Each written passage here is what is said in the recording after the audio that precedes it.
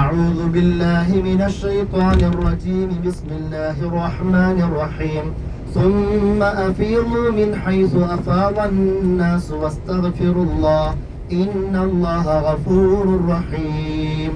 നമ്മളിപ്പോൾ പോയിക്കൊണ്ടിരിക്കുന്നത് മുസ്ദലിഫയിലൂടെയാണ്. മുസ്ദലിഫയിൽ മസ്ജിദു മഷ്അറുൽ ഹറാം ഈ ബാരിക്കേഡിന്റെ തൊട്ടപ്പുറത്ത് ഇപ്പൊ കാണും. ആൾക്കാർ അങ്ങോട്ട് ചാടി കടക്കാതിരിക്കാൻ വേണ്ടിയാണ് ഈ ബാരിക്കേഡ് വെച്ചിരിക്കുന്നത്.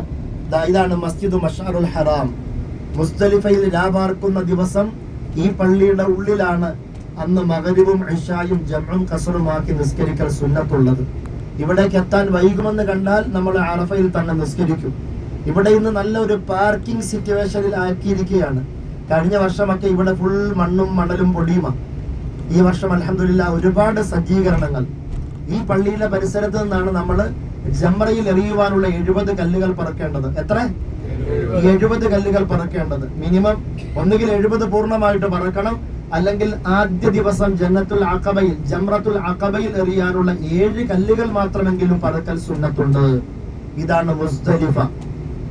ആദം ഹവ്വ ദമ്പതികൾ സ്വർഗത്തിൽ നിന്ന് വന്ന് അറഫയിൽ കണ്ടുമുട്ടി അതിനുശേഷം മുസ്ദലിഫയിൽ ആദ്യ ദിവസം താമസിച്ചത് ഈ മണ്ണിലാണ്.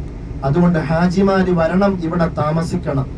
ഞാൻ ഓർത്തുപോകുന്നു, ഒരു വർഷം എന്നോടൊപ്പം മുസ്ദലിഫയിൽ വന്ന് കിടന്നത് മാസം 4 ലക്ഷം രൂപ ശമ്പളം പറ്റുന്ന ഒരു കപ്പൽ കപ്പിത്താൻ എന്റെ ഇടതുഭാഗത്ത്, എന്റെ വലതുഭാഗത്ത് അബുദാബിയിൽ ബെൻസാൻ BMW ഷോറൂമിന്റെ സ്പെയർ പാർട്സ് ഷോറൂം നടത്തുന്ന വലിയൊരു കോടീശ്വരൻ, തൊട്ടപ്പുറത്ത് അബുദാബിയിൽ വമ്പൻ ബിസിനസ് നടത്തുന്ന എന്റെ പ്രിയപ്പെട്ട ഒരു സുഹൃത്ത് വർക്കലക്കാരൻ മുഹ്സിൻ. കോടീശ്വരന്മാരൊക്കെ അവർക്കാകെ തലയണയായിട്ടുള്ളത് കയ്യുടെ മസില് മാത്രം. കിടക്കുന്ന ബെഡായിട്ടുള്ളത് കയ്യിൽ കരുതിയ ഒരു തോർത്ത് അല്ലെങ്കിൽ കട്ടി കുറഞ്ഞ ഒരു ബെഡ്ഷീറ്റ്. മുസ്ദലിഫയിൽ ഹജ്ജിന്റെ വാജിബാത്ത് വീടുന്നതിന് വേണ്ടി ആ മണൽത്തരിയിൽ കൊണ്ട് മണൽത്തരികളുടെ പാടുമായിട്ട് തടിച്ച ശരീരവുമായിട്ട് പാതിരാത്രി തഹജ്ജുദ് നിസ്കരിക്കാൻ എഴുന്നേറ്റിരുന്നപ്പോ കണ്ണ് നിറഞ്ഞുപോയി. ജീവിതത്തിൽ ഒരിക്കൽ പോലും തറയിൽ കിടന്ന ശീലമില്ലാത്ത, ബെഡിൽ മാത്രം ശീതീകരിച്ച റൂമിൽ കിടന്ന ശീലമുള്ള അവര് അള്ളാഹുവിന് വേണ്ടി കോടീശ്വരന്മാര് മണൽത്തരികളുടെ പാടും ശരീരത്തിൽ ഏറ്റിക്കൊണ്ട് ഉറക്കം വരാത്ത ശരീരവുമായി എഴുന്നേറ്റിരിക്കുന്ന രംഗം അള്ളാഹു കബൂൽ ചെയ്യുമാറാവട്ടെ.